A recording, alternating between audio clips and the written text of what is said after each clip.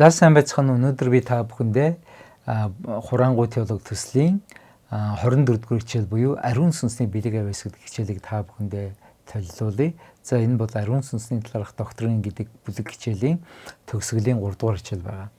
За Библиэл дээр ариун сүнс итгэгчид 9 төрлийн бэлэг авьяас гэдэг тухай бичсэн байдаг. За мөн ариун сүнснээс гадна Бурхан эцэг болон Бурхан хүү Есүс Христ мөн сүнслэг бэлэг авьяасыг өгсөн тухай хэлсэн байдаг. За эдгээр Бурхны гурвлаас бидэнд өгсөн 25 бэлэг авьяас байдаг гэдэг жагсаалтыг бид өнөөдөр үзнэ. За эдгээр бэлгүүдийн талаар Библийн хаана бичсэн талаар та бүхэнд дэлгэснээс харж байгаа.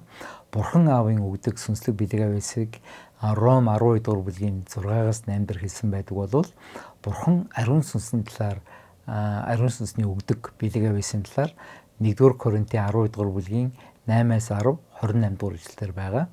За Бурхны хүү Есүс Христийн өгсөн сүнслэг бэлэг авьяасын талаар Эфес 4-ийн 11 дээр бичсэн байна. За энэ гурван Библийн ишлэлээр байгаа сүнслэг бэлэг авьяасуудыг давхарзуулахгүйгээр тийм ээ зарим нь ижил төстэй бэлэг авьяасыг өгсөн ингээд давхардуулахгүй тоолох юм бол 20 бэлэг авьяас болж байгаа. За эдгээрийг би та бүхэнд дурдъя. Та дэлгэсний хажуун сугасаа харж байгаа. За Бурхан Аавын өгдөг бэлэг авьяас дотор 7 бэлэг авьяас нь иш үзүүлэлэг тийм ээ ялангуяа номлох, урамшуулах үгс бас иш үзүүлэлгийн чанартай байдаг. За үйлчлэх бэлэг авьяас байна. За багшлах, заах бэлэг авьяас байна. За энэ талаар мөн өөр газар бас дурддагдсан эсгүүдийг хаалтан дотор бас Библийн ишлүүдийг харуулсан байгаа учраас та бүхэн бас давхар шалгаарай. За ятгах буюу урам зориг сэрэх, итгэлийг бадраах ийм бэлэг авьяас өгдөг. За өглөг өгөх буюу өгөөмрөөр тийм ээ санхүүгээр бусдыг дэмжих ийм бэлэг авьяас байна. 6-дугаарх нь мандалын тэргүүлэх тийм ээ ялангуяа эрх мэдэлтэйгээр удирдан захирах ийм бэлэг авьяас байна. 7-дугаарх нь өршөөнгүй бусдад илгээр тийм ээ зөөлнөр хандах, өршөөнгүй хандах ийм бэлэг авьяасыг Бурхан Аав өгдөг байна. За ариун сүнсний өгдөг бэлэг авьяасуудыг мөн бусад бэлэг авьяасуудтай нийлүүлээд тоолоход мэрэгэн ухааны үгс өгдөг. За өөрөөр хэлбэл мэрэгэн зөвлөгөө, мэрэгэн үгсийг өгдөг, мэдлэгийн үгсийг өгдөг, тийм ээ судалгаа хийх, тухайн зүйлийг урд нь мдээгүй боловч мэдсэн юм шиг тийм ээ Бурханаас мэддэг юм мэдлэгийн бэлэг авьяас байдаг.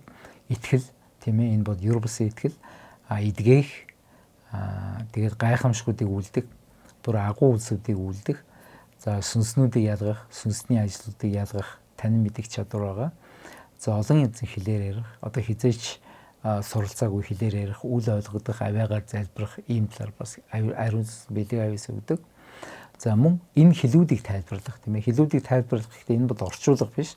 Харин тухайн хэлээр ярьж байгаа зүйлийн утгыг бол тайлбарладаг ийм бэлэг авьяас байдаг.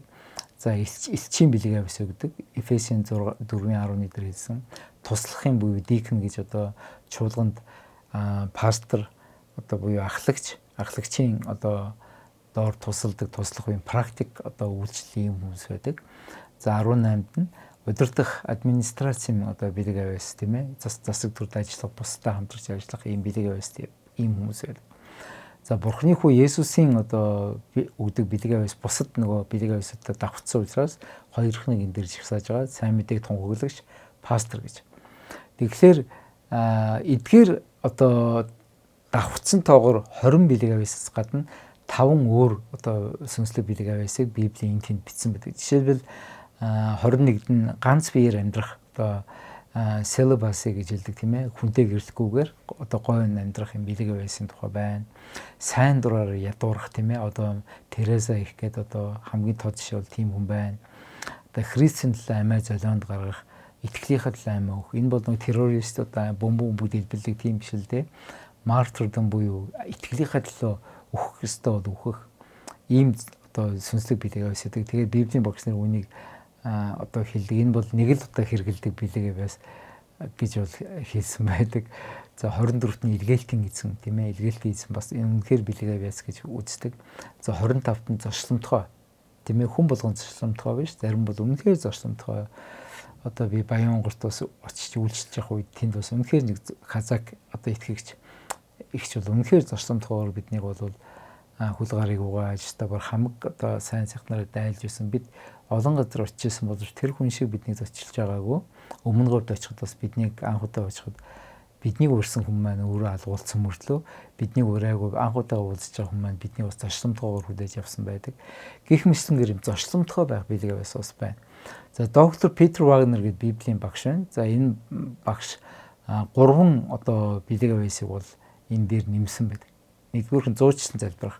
Олон цагаар зуучлан залбирдаг юм хүмүүс юм. Тэгээд Питер Вагнер бол өөрөө одоо хошигн жилсэн надад бол ийм зуурсан залбирах билгээ байсан байхгүй.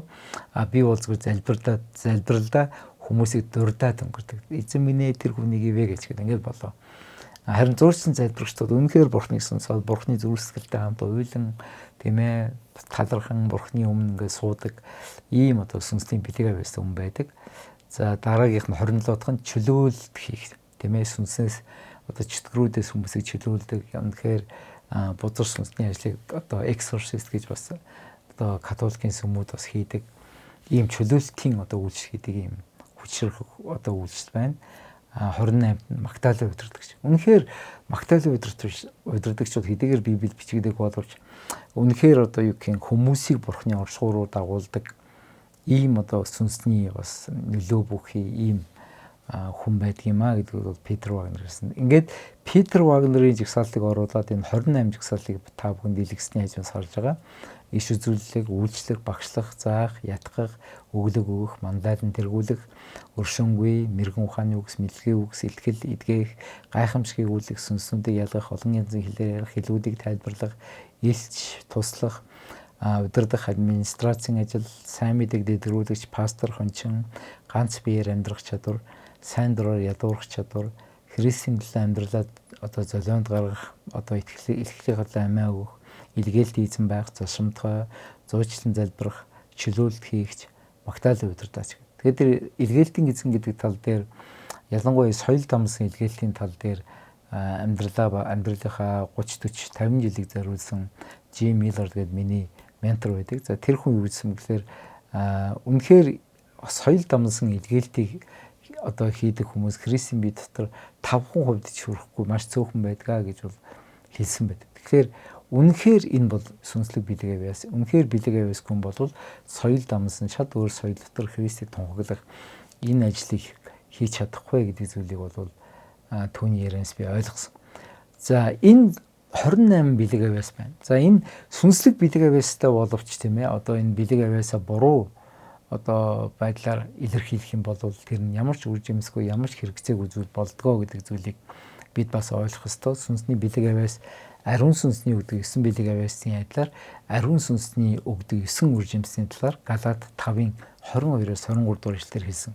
За энэ дээр ингэжсэн сүнсний үр жимс нь хайр, баяр баясгалан, амар тайван, тэвчээр, инрэл, сайн сэтгэл, итгэмж, дэлгүүн зан өөрийгөө захирах юм а гэж бол хэлсэн. Тэгэхээр энэ одоо 9 билгээ байсны адилаар 9 үр жимс нь дотроос хамгийн одоо үр дүнхэд байдаг хамгийн эрхэм дээд занч нар бол хайр юм а гэдэг зүйлийг одоо Илч Паул 1-р Коринтын 13 дугаар эшлэлээр хэлсэн. Тэгэхээр энэ дээр юу хэлсэн бэ гэхээр 1-р Коринтын 13 1-ээс 3 дээр хэрэг би хүмүүсийн болон тэнгэр иш нарын хэлээр ярьлаач энэ нөгөө хайр хэлний тухай ярьж байна. Надад хайр үгүй бол би хий нүргэлэх харанх хангинах цам ажээ гэсэн. Хэрэг би иш үзүүлдэг нөгөө иш үзүүлгийн билгээ биш. Бүх нууцуудыг болон мэдлэгийг мэддэг байгаа. Тийм ээ өөрөөр хэлэх юм бол нөгөө мэдлэгийн болон мэрэгүү ухааны сүнсний билгээ байстай байгаа. Дээрэс нь уулыг нүүлгэх бүрэн итгэлтэй нөгөө юурбалсан итгэлтэй байгаад ч надад хайр байхгүй би юу ч биш гэсэн. За тэгээд би өмч хөрөнгөө тараан өгч нөгөө сайн дураар ядуурах билгээ байсан чинь биеэс тахаар тушаасан ч нөгөө итгэлийн хадлаа амиа өгөх ийм билгээ байсан ч надад хайр байхгүй бол энэ ямар ч ашиггүй зүйл юм а гэсэн. Тэгэхээр бид хичнээн билгээ байсан ч бид үнэхээр хайр гэдэг мотивацаар хайр гэдэг өдөөлтөөр энэ бүх зүйлийг илэрхийлэхгүй өөрийнхөө алдрын төлөө өөрийнхөө хомхоо ашигын төлөө өөрийгөө алдаршуулахын төлөө өөрийнхөө үйлчлэлийг томруулахын төлөө өөрийнхөө нэр хүндийг одоо өсгөхийн төлөө хэрэглэх юм бол энэ билгээ байсан бол ямар ч үр дүнгүй хоосон юм а гэсэн. Тэгэхээр хайрын улмаас энэ бүх одоо 28 билгээ байсыг бид ажилуулах ёстой. Нөгөө талаар одоо гой зан чанартай добрыг сайхан суугаад дүмбийгөөд ямар ч бэлэг аваасаа хэрэглэхгүйгээ үйлчлэхгүй суугаад иж болохгүй.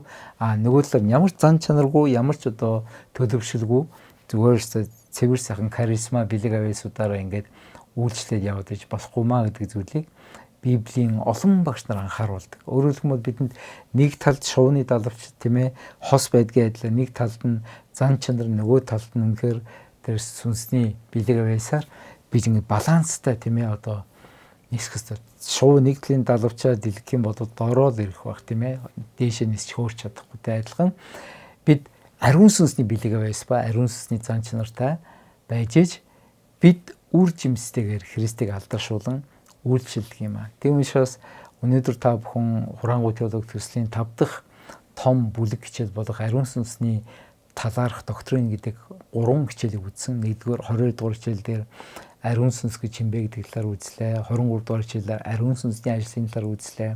24 дугаар хичээлээр ариун сүнсний бэлэг авьяасын талаар үзлээ. Тэгэхээр энэ Хураангуй теологи төсөл маань үндсэндээ Евангелийн чуулганы 8 суурь доктриныг ярьж байгаа. Энэ 8 суурь доктрины эхний 5 доктриныг бид энэ үзсэн байна. Та Мараната YouTube болон Мараната CGM руу ороод эдгээр бүх хичээлүүдийг үзэх боломжтой. Тэгээд дараагийн одоо хичээлүүдээр уулзах хүртлээр түр баяртай. Эзэн таныг ивэг. Та ариун сүнсээр дүүрэн, ариун сүнсний хүч чадлаар, ариун сүнсний зан чанартайгаар Бурхныг алдаршуулан үйлчлээрэй. Эзэн таныг ивэг. Баяртай.